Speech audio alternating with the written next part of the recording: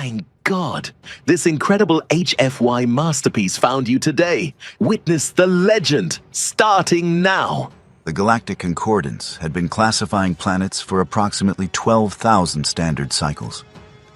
And in all that time, they had developed what they considered to be a foolproof system. Class 1 worlds were garden paradises, where the most dangerous predator might give you a stern look before hopping away. Class 5 worlds were moderately challenging, featuring weather patterns that occasionally required you to wear a jacket. Class 10 worlds were the kind of places where evolution had apparently woken up one morning and chosen violence as its entire personality. Earth was a Class 12.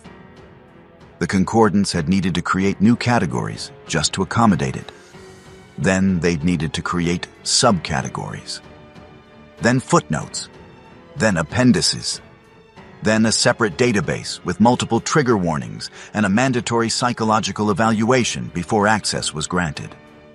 The planet was a nightmare wrapped in a catastrophe, sprinkled with extinction events, and served on a bed of things that should not exist but did anyway.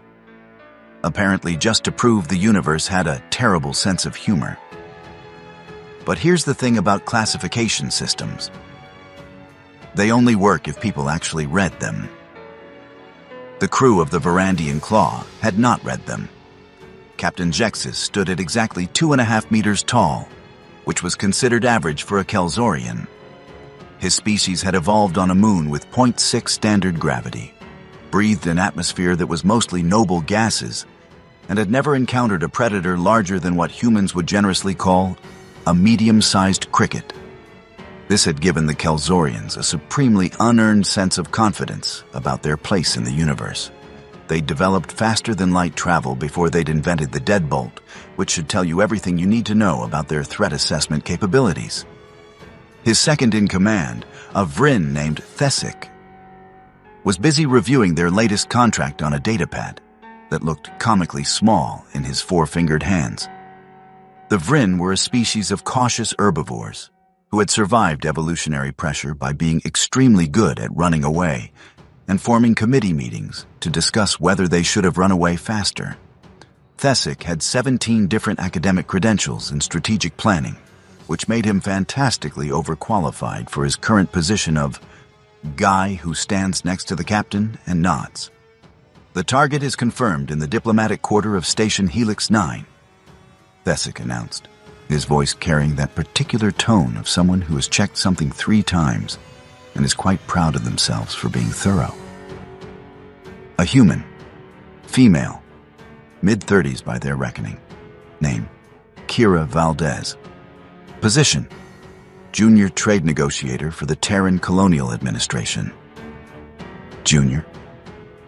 Jexus's mandibles clicked in what passed for a smirk among his people. They're sending us after middle management? The client was very specific. Thesic continued, scrolling through the contract details. They want leverage in the upcoming trade negotiations. Apparently, this particular human has been quite effective at closing deals that favor Terra.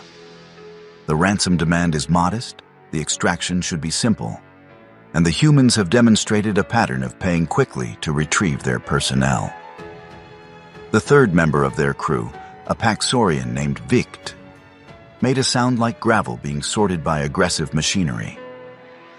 The Paxorians were silicon-based life forms who looked like someone had tried to build a person out of obsidian and rage, then given up halfway through, but the creation had continued anyway.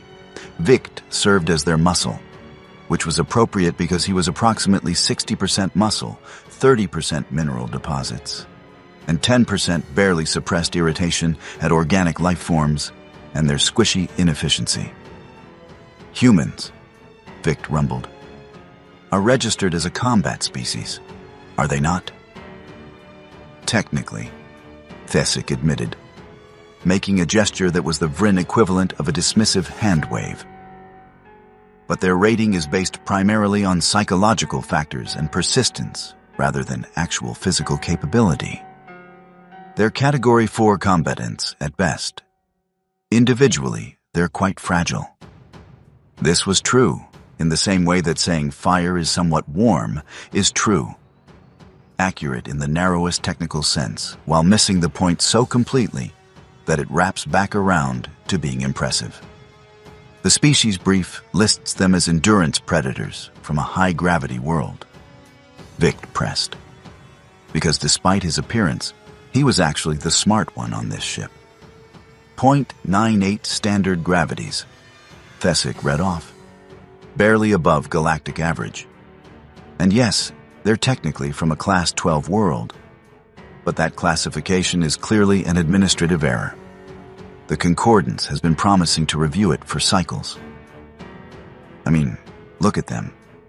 They require constant hydration. Their skin is permeable. They can't survive in vacuum for more than a minute or two. And they're so chemically dependent that they fall unconscious for a third of every rotation cycle. They do seem unnecessarily fragile. Zexus agreed. I once watched a human bump their lower manipulator appendage on a furniture item, and they acted as though they'd been mortally wounded for several minutes. All three of them found this hilarious. They had never experienced a stubbed toe.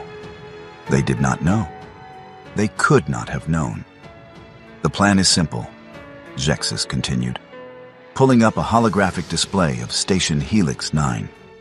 We dock under the guise of merchant traders. Thesic creates a distraction in the main commerce sector.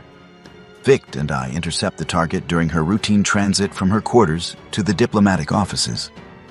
We secure her in the cargo hold, make the jump to the rendezvous point, and transfer her to the client. We'll be in and out in less than 3 standard hours. What about station security? Vict asked, because he was still the smart. 1. Minimal, Thesic assured him. Helix 9 is a diplomatic station, not a military installation. Their security is designed to prevent arguments from escalating, not to repel boarding actions. And we're not staging a boarding action. We're just borrowing one small human for a few rotations. The thing about small mistakes is that they tend to have large consequences. And the crew of the Varandian Claw was currently making several small mistakes simultaneously, which was creating a cascade effect that would have been visible from space if anyone had been looking. Mistake 1. Assuming the classification system was wrong. Mistake 2. Not researching what Class 12 Deathworld actually meant. Mistake 3.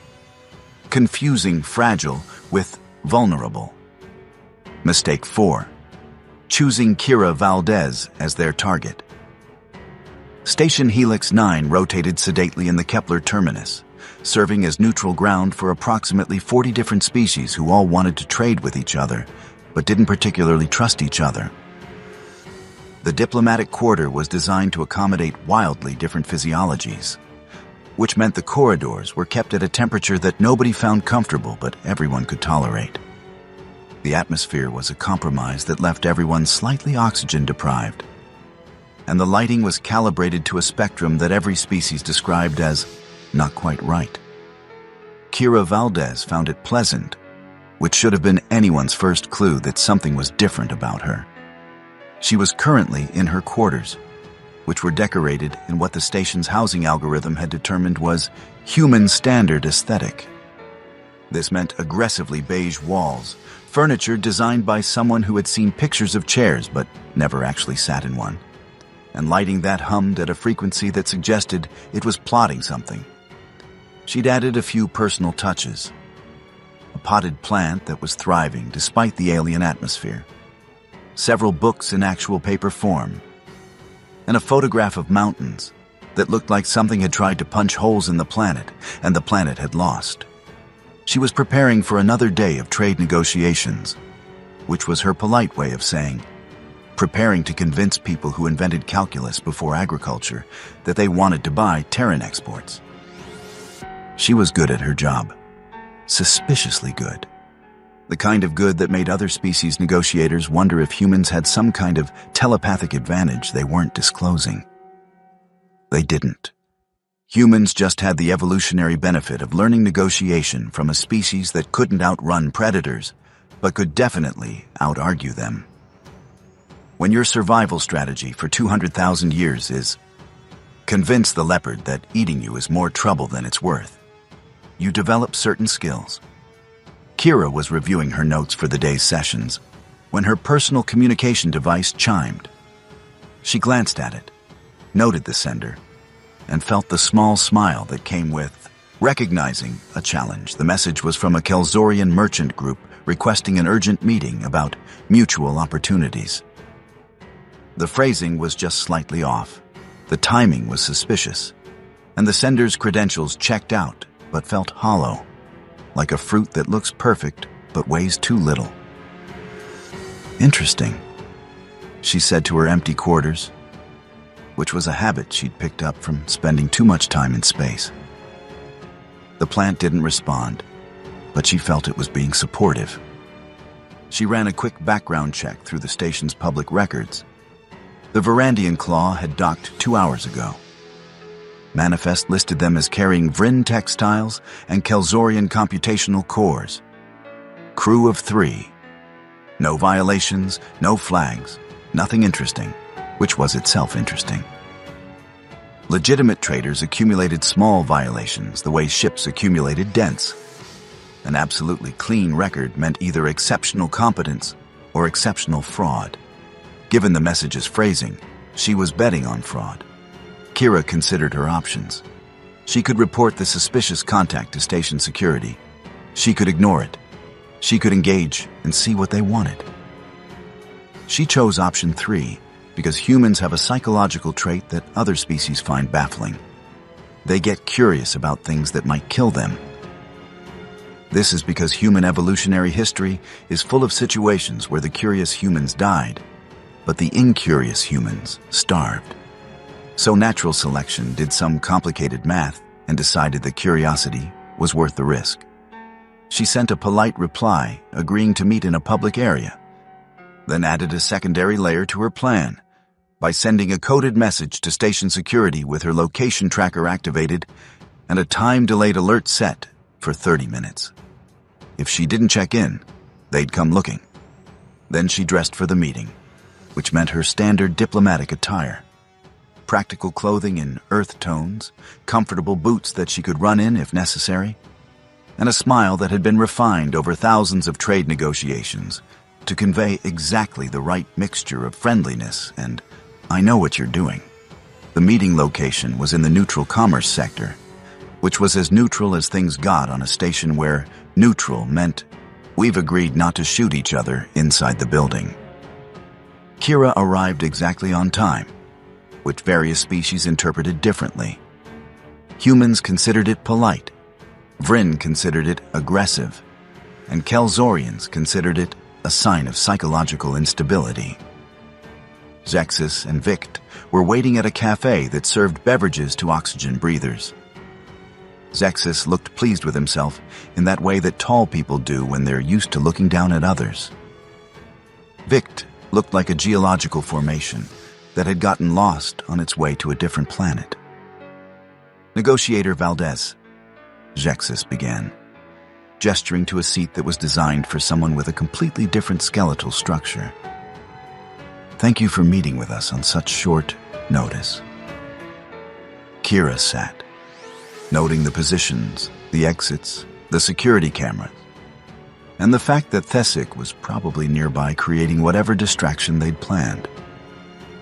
She had approximately 15 minutes before things got interesting. "Of course," she replied, her tone perfectly calibrated between professional and cautious. "Though, I have to admit, your message was vague about the nature of these mutual opportunities." "Yes, well," Zexus's mandibles clicked in what he probably thought was a disarming manner. "We prefer to discuss such matters in person. Less chance of misunderstanding."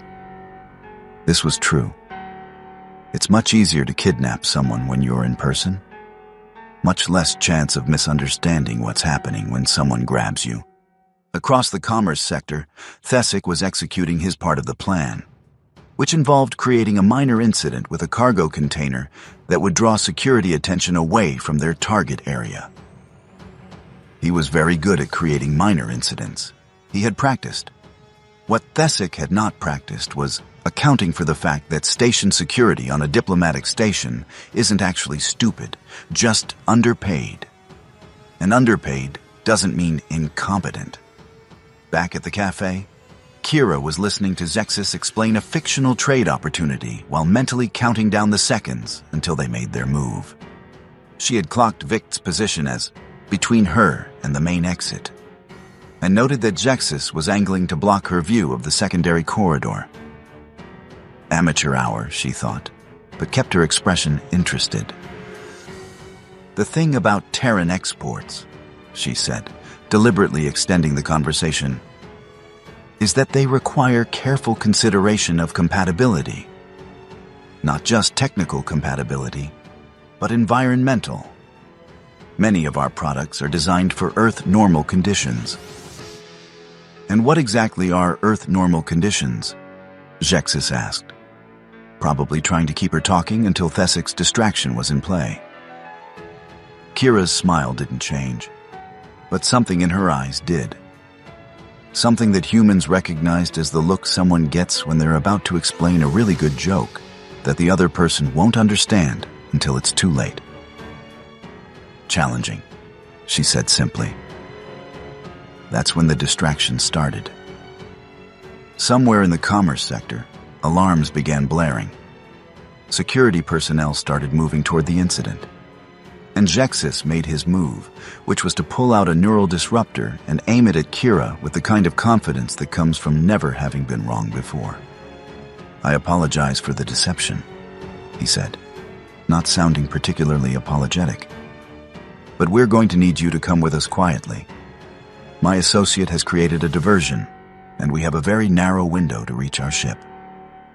Vict moved closer, his silicon-based body mass making his intentions clear. She could walk, or she could be carried. Kira looked at the neural disruptor, then at Vict, then back at Zexus. Her expression went through a fascinating journey in about 2 seconds. Surprise, recognition, calculation, resignation, and then something that Zexus would have recognized as dangerous if he'd had any experience with actual predators. "You're kidnapping me," she said, and it wasn't a question. "Temporarily borrowing," Zexus corrected. "You'll be returned unharmed once your government meets some very reasonable demands." "Huh," Kira said. Then she stood up slowly, hands visible. "And if I refuse?" Vict made his gravel sorting noise, which was probably meant to be intimidating. To his credit, it was intimidating. Just not to someone from a planet where the weather had mood swings that registered on seismographs. "Then I carry you," Vict stated. Kira considered this. Then she nodded slowly. "Okay. But I should warn you, this is a really bad idea." "Your concern is noted," Zexus said dryly, gesturing toward the secondary corridor with his weapon. "Now move." They made it to the Varandian claw with surprising ease. Thesic's distraction had worked better than expected. Security was entirely focused on the cargo incident, and their hostage was being surprisingly cooperative. By the time they had Kira secured in the cargo hold and were initiating departure protocols, Zexus was starting to feel quite pleased with himself. "See?" he said to Vict as they sealed the cargo hold door. "I told you this would be simple. Humans have a reputation, but they're all talk." She didn't even try to resist. Inside the cargo hold, Kira was examining her surroundings with the kind of attention to detail that would have worried her captors if they'd been watching. The hold was a standard model, designed to carry non-perishable goods in atmosphere-controlled conditions. Temperature, 12 degrees standard. Atmospheric pressure, 0.8 standard. Oxygen content, 16%. Gravity, 0.6 standard. All of these conditions were, from a Kelzorian perspective, perfectly normal. From a Vryn perspective, slightly uncomfortable but manageable. From a Paxorian perspective, irrelevant because silicon-based life forms are notoriously difficult to inconvenience. From a human perspective, these conditions were a nice spring morning at moderate altitude. Kira sat on a cargo container and waited. She'd already sent her emergency signal before the kidnapping, so station security knew something was wrong. Her tracker was active, though it wouldn't help much once they made the jump to FTL. But that was fine. She didn't need rescue. She just needed her captors to realize exactly how badly they'd miscalculated. The Varandian Claw made its jump to FTL approximately 30 minutes after leaving Helix 9, heading toward a prearranged rendezvous point where they would transfer their hostage to the client. The jump went smoothly. The navigation was perfect. The systems all checked out. Then, about 2 hours into their journey, things started going wrong in that special way that things go wrong when the universe is trying to teach someone a lesson, but that someone is really bad at taking tests. Captain. Thesik's voice came over the internal comm, carrying a note of concern that Vryn usually reserved for discussions about predator migration patterns. We're experiencing some irregularities with the environmental systems. Define irregularities. Jexus responded, not particularly concerned. Ships had environmental hiccups. It was normal. The cargo hold atmosphere is fluctuating. Temperature has increased by 3 degrees. Pressure has increased by 0.2 standard. The system is compensating but struggling to maintain baseline. Is it a mechanical failure? I don't think so. The system appears to be adapting. As if there's something in the cargo hold that's affecting the atmospheric balance. There was a pause while Jexus processed this. Then a longer pause while he tried to figure out what could possibly affect atmospheric balance. Then an even longer pause while a horrible suspicion began forming in his mind. The human, he said slowly. Is the human doing something? I'll check the cameras. They pulled up the cargo hold feed. Kira was sitting exactly where they'd left her, looking remarkably comfortable for someone who'd been kidnapped. She'd removed her jacket. She appeared to be breathing normally, though perhaps a bit deeper than before. She's not doing anything, Thesik observed. She's just sitting there. Then why are the environmental systems reacting? This was an excellent question that neither of them had the knowledge to answer. But the systems themselves were very clear about what was happening, if anyone had bothered to run a detailed diagnostic. The human was breathing. This seems obvious. All oxygen-breathing species breathe. But human breathing is special in that terrible way that everything about humans is special. They don't just exchange gases.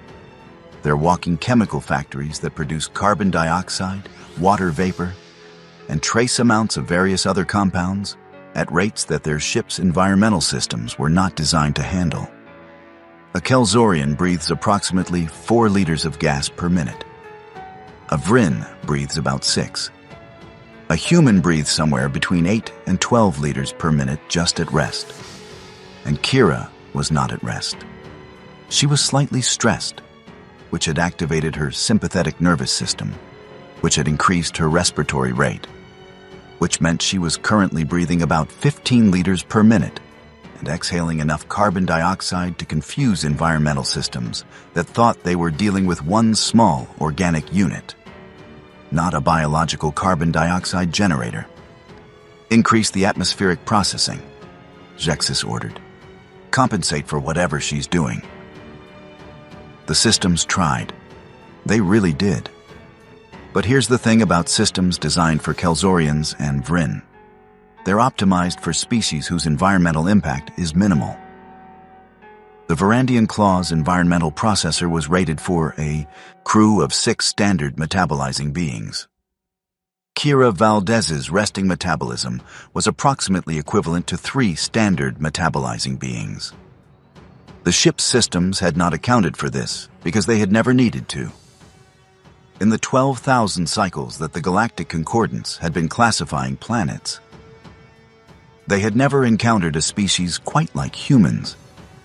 who were simultaneously fragile enough to die from a moderate fall and robust enough to survive conditions that would send other species into shock.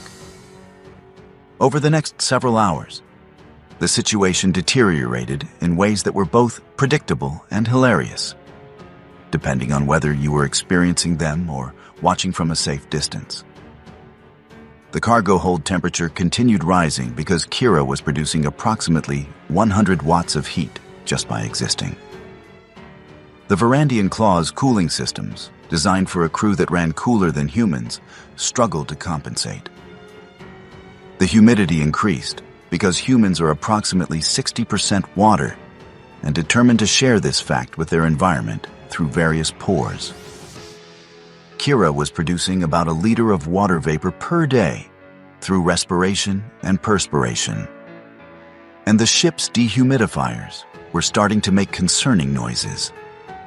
The oxygen content was dropping, and carbon dioxide was rising because human lungs are absurdly efficient at what they do, which is convert oxygen into things that are not oxygen. For Kira, these conditions were moderately warm and a bit stuffy. She'd removed her jacket and was considering removing her outer shirt because it was getting close to 20 degrees standard, and she preferred working in cooler conditions. For her captors, monitoring these changes from the bridge, each incremental shift was sending alarm bells through their threat assessment systems. The human is somehow manipulating the atmospheric conditions, Thesic announced, his voice taking on that quality that Vryn developed when they were contemplating running away, but weren't sure which direction was safe. That's impossible, Zexis countered. She has no tools, no technology, no access to ship systems. Then explain the readings. Zexis couldn't, so he did what captains do when they can't explain something. He decided to confront it directly. I'm going to talk to her, he announced. Is that wise? Thesic asked, which was the question someone asks when they already know the answer but are hoping someone else will make the bad decision. We need to know what she's doing. Besides, she's locked in the cargo hold. What can she possibly do? This is called foreshadowing, and Zexis was about to experience a masterclass in it. He approached the cargo hold with Vict in tow because Vict was large and intimidating and made of rocks, which seemed like appropriate backup for questioning a small human. The door unsealed with a hiss, and the atmospheric difference hit them immediately. It was hot. Not dangerously hot, but noticeably warmer than the rest of the ship, and humid. And the air tasted wrong in a way that Zexis's chemical sensors couldn't quite identify, but his hindbrain absolutely hated. Kira looked up from where she was sitting, still looking remarkably comfortable. She'd rolled up her sleeves. Her face was slightly flushed, and there was moisture on her skin that Zexis's brain cataloged as some kind of warning discharge. Yes? She asked politely. What are you doing to my ship? Zexis demanded, trying to sound authoritative while his body was screaming at him that the atmosphere was wrong and he should leave immediately. Breathing, Kira replied, as if this explained everything. Which it did, but not in any way that Zexis could comprehend. The environmental systems are malfunctioning because of you. Stop whatever you're doing. Kira's expression shifted into something that looked like concern, but felt like something else entirely. I can't stop breathing. That would be fatal. For me, I mean. You'd be fine, but I'd be dead in about 4 minutes. You're doing more than breathing. The temperature has increased by 6 degrees. Has it? Kira looked around as if noticing for the first time. Huh. Sorry about that. Humans tend to run warm. It's a metabolic thing. We're endothermic. What does that mean? It means we generate our own heat internally. Most of it comes from converting nutrients into energy. But we also have this really inefficient thermoregulation system that involves producing liquid from our skin to cool down through evaporation. It's very primitive, but it works remarkably well in hot environments. She said this as if it was normal, as if every species just casually generated their own heat and leaked liquids from their skin. Zexus felt his confidence beginning to develop cracks. You're telling me your species' body actively produces heat? About 100 watts, give or take, depending on activity level. More if I exercise, less if I sleep. It's actually pretty efficient for a biological system, though not compared to something like a fusion reactor. Vict made his gravel noise, which in this context probably meant this is concerning. And the moisture on your skin. Zexus pressed. Sweat. It's a cooling mechanism. When the environment gets too warm, we produce liquid from specialized glands, and as it evaporates, it removes heat from our body surface. Very effective in dry heat, less effective in humid conditions, which is why tropical climates feel worse than desert climates at the same temperature. She was explaining this the way someone might explain a simple machine. Matter of fact, technical. Not at all concerned that she was describing a biological system that was actively hostile to the ship's environmental controls. This is a containment vessel, Zexus said, his voice rising slightly. The systems aren't designed for this kind of thermal output. No offense, but your containment systems are pretty weak. This is barely warmer than my office back on Earth. Comfortable room temperature for humans is around 22 degrees standard. This is what, 19? 20? This is 17 degrees above baseline. Right. But baseline for who?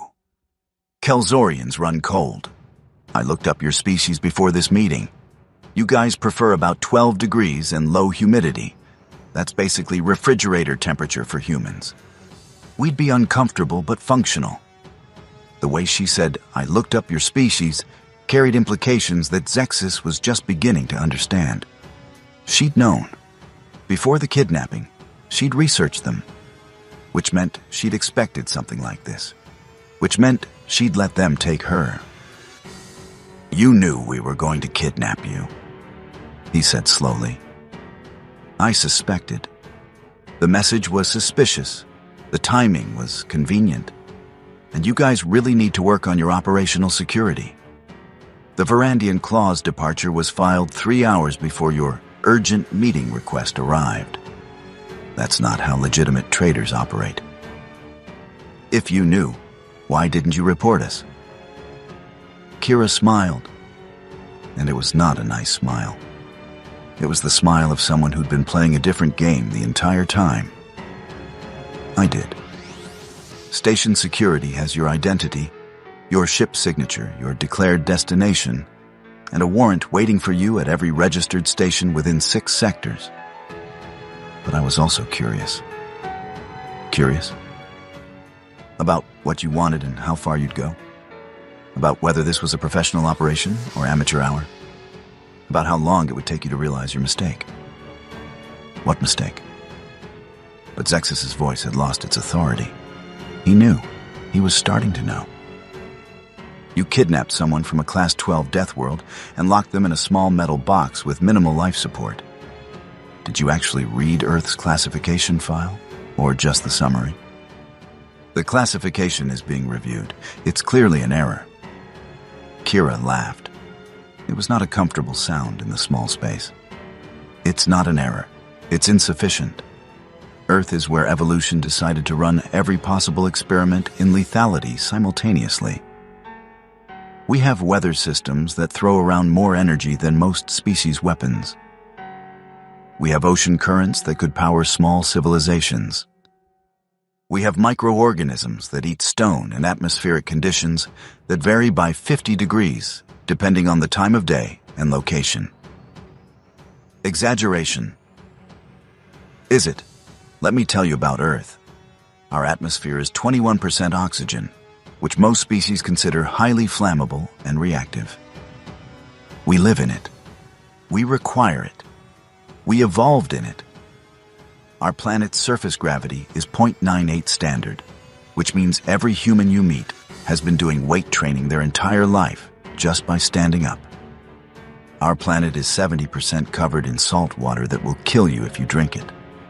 And we learned to cross it in wooden boxes before we invented writing. She stood up slowly, and even though she was significantly shorter than Zexus, something about the movement made him step back. We survive temperatures from -40 to +50 degrees Celsius. We heal from injuries that would permanently disable other species. We have persistence hunting strategies where we literally chase prey until it dies of exhaustion because we can regulate our temperature and they can't. We're not the fastest or the strongest or the most armored, but we're the ones who looked at every inhospitable environment on our planet and said, I'm going to live there anyway. You're trying to intimidate me. No, I'm trying to educate you. Because in about 6 more hours, your environmental systems are going to fail completely, and you're going to have to make some very difficult decisions. The systems are compensating. The systems are dying. They're designed for species with minimal environmental impact. I'm passively altering the atmospheric composition of this entire cargo hold just by existing. Give it time, and I'll affect the entire ship. And here's the really fun part. These conditions are uncomfortable for me. They're lethal for you. Vict spoke for the first time, his voice carrying a tone that suggested he was the only one on the ship capable of basic threat assessment. How long can you survive in here? In current conditions? Indefinitely. I've got some water, I'm not particularly hungry yet, and the temperature is tolerable. If it gets hotter, I'll be uncomfortable but functional up to about 35 degrees standard. After that, I'll need water and shade, but I can survive. Heat exhaustion doesn't set in for humans until around 40 degrees in humid conditions. And us? Vict asked, because he was still the smart one. Kelzorians start experiencing system stress at around 22 degrees. Vryn have a slightly higher tolerance, but start struggling at 25. I'm not sure about Paxorians, because silicon-based life forms are weird. But I'm guessing extreme heat isn't great for your crystalline structure. You're weaponizing your biology, Zexus said, and he sounded almost impressed under the horror. I'm existing. You're the ones who built a cage that can't contain what you put in it. That's not weaponization. That's just really poor planning. The silence that followed was broken only by the sound of the ship's environmental systems working overtime, and the faint sound of Kira's breathing, which now that they were paying attention, seemed remarkably loud for something that wasn't supposed to be threatening.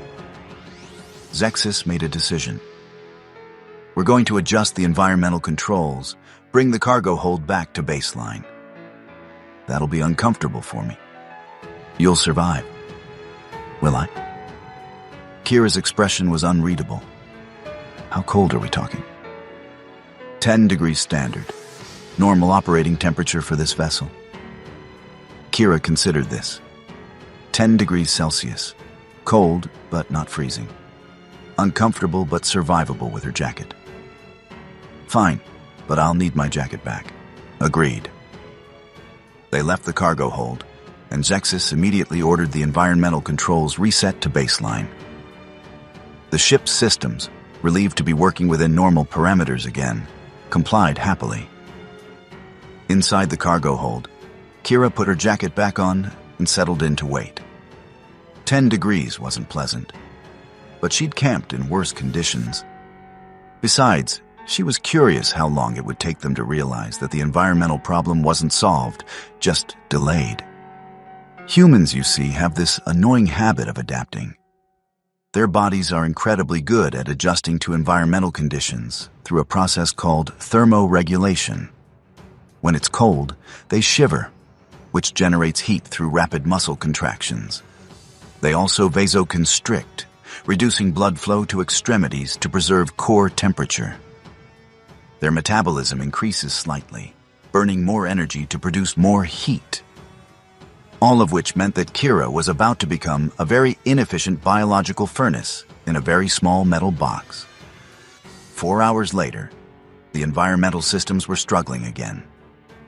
The cargo hold temperature had climbed back to 15 degrees. Humidity was increasing, and on the bridge, Thesic was running diagnostics that made less and less sense. "She's doing it again," he announced. "Doing what?"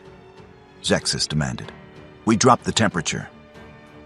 And her body compensated. According to the sensors, her metabolic rate increased by approximately 20%. She's generating more heat now than she was before. "That's impossible. Tell that to the sensors." Zexus pulled up the cargo hold camera feed. Kira was wrapped in her jacket, moving around the space in what looked like calisthenics. Push-ups, squats, jogging in place. Her breath was visible in the cool air, coming out in rhythmic puffs of water vapor. "She's exercising," he said dumbly. "Why would she exercise?" "To stay warm," Vic rumbled. "Her species generates heat through muscle activity. She's compensating for the cold environment by increasing her activity level." "Make it colder," Zexus ordered. "Captain, if we make it much colder, we risk damaging the cargo. Some of our shipment is temperature sensitive. Make it colder." They dropped the temperature to 5 degrees standard. Kira stopped exercising, conserved her energy, and waited. Her body shivered automatically, generating heat. Her breathing slowed but deepened, maximizing oxygen intake. Her extremities were cold, but her core temperature remained stable. She'd gone hiking in worse conditions. 6 hours later, the ship's environmental systems had developed what the diagnostic report called catastrophic cascade failure due to impossible thermal load variance. In plain language, the systems had given up trying to figure out what was wrong and had decided to just shut down and let someone else deal with it. Temperature in the cargo hold, 8 degrees and rising slowly. Temperature in the rest of the ship, 14 degrees and rising faster. Kelzorian started experiencing cognitive impairment at 20 degrees. Vryn started experiencing respiratory distress at 23 degrees. Vict was fine because Silicon doesn't care. But even he was starting to feel uncomfortable as the ship's internal temperature crept toward 25 degrees. "We can't keep her," Zexus admitted finally, his mandibles drooping in a way that suggested exhaustion and defeat. "Her biology is incompatible with our ship's life support." "We could space her," Thesic suggested weakly, though his tone suggested he knew this was a terrible idea. "And explain to the client that we killed their hostage? Besides, there are complications." "Complications?" "I reviewed Earth's file. The actual file, not the summary. Class 12 isn't an error. Humans are classified as an extreme survivor species. They've survived extinction events, survived climate shifts, survived predation from species that should have eliminated them. Their biology is redundant to the point of absurdity. Dual kidneys, dual lungs, redundant vascular systems, regenerating organs, wound healing that borders on aggressive. Their immune system fights wars inside their body that would qualify as military conflicts on other planets. So if we try to kill her and fail, we'll have a very angry human loose on our ship. And if we succeed, we'll have Terran Colonial Administration hunting us for murder, which carries significantly worse penalties than kidnapping. What do we do?" Zexus looked at the environmental readouts, at the slowly climbing temperatures, at the image of Kira Valdez sitting calmly in the cargo hold while his ship slowly became uninhabitable for his crew, and made the only logical decision. "We negotiate." When Zexus entered the cargo hold for the second time, he was already sweating, and not just from the heat. Kira looked up from where she was sitting, still calm, still composed, still looking like someone who was having a much better day than he was. "Come to adjust the temperature again?" she asked. "Come to talk terms, specifically the terms of your release." I thought I was being ransomed. Plans change, circumstances evolve. I'm prepared to offer you immediate release and compensation for your inconvenience if you agree not to press charges and to provide a positive testimony about your treatment aboard this vessel. Kira's expression suggested she was enjoying this immensely. So, you're negotiating with your hostage. I'm recognizing a no-win scenario and taking steps to minimize damage. Smart. Earth's file mentioned the survival statistics, didn't it? Yes. 98% of humans who survive the first year of life on Earth survive to at least 60 standard cycles. That's an absurd survival rate for a species from a Class 12 world. We're hard to kill. Comes from living on a planet that's been trying to kill us for our entire evolutionary history. We developed this really annoying trait where we just refuse to die even when it's convenient. I've noticed. Kira stood up, stretched, and Zexus noted that despite spending nearly 18 hours in uncomfortable conditions, she looked tired but functional. Not injured, not sick, just annoyed. Here are my terms, she said. You return me to Station Helix 9 immediately. You surrender to station security and cooperate fully with their investigation. You provide testimony about who hired you and why. In exchange, I'll recommend leniency in sentencing and testify that you maintained minimal standards of care during my captivity. That's more than I was offering. You kidnapped a human from a diplomatic station. Do you know what Terran colonial administration does to people who kidnap their diplomats? No. Neither do I, because nobody's been stupid enough to do it before. Do you really want to be the first? Zexus considered his options. Option 1. Continue holding a hostage whose biology was slowly making his ship uninhabitable. Option 2. Accept her terms and face the legal consequences. Option 3. Try something desperate and stupid. He chose option 2 because he was tired, hot, and beginning to understand why Earth was classified the way it was. Agreed. We'll return you to Helix 9. Excellent choice. One more thing. What? Fix your ship's environmental controls. They're not designed for species with high metabolic rates. If you're going to operate in human space, you need systems that can handle human biology. We're common enough now that you'll run into this problem again. Noted. The Varandian Claw made the return jump to Helix 9 with its environmental systems running at maximum capacity, and its crew learning a valuable lesson about reading classification files completely. When they docked, station security was waiting, along with a very interested Terran Colonial Administration representative who had a lot of questions about unauthorized hostage situations. Kira disembarked, looking slightly rumpled, but otherwise fine. She gave her testimony, recommended the minimum sentence given their cooperation, and went back to her quarters for a shower and a meal. 3 days later, she was back in trade negotiations, and if her counterparts noticed that she seemed more confident than before, they attributed it to successful diplomacy rather than successful survival. The Galactic Concordance updated Earth's classification file with a new appendix titled Biological Containment Considerations for Human Subjects. It was 17 pages long and contained multiple warnings about metabolic rates, thermoregulation, chemical emissions, and the general inadvisability of attempting to kidnap humans. The appendix ended with a note that would become famous in certain circles. Human beings are individually fragile, but collectively unstoppable, personally vulnerable, but systemically dominant, seemingly weak, but functionally indestructible. They come from a planet that tried to kill them for millions of years and failed. Learn from that planet's mistake. Zexus read that note during his sentence at a rehabilitation facility where they taught convicted criminals about risk assessment and proper target selection. He learned a lot.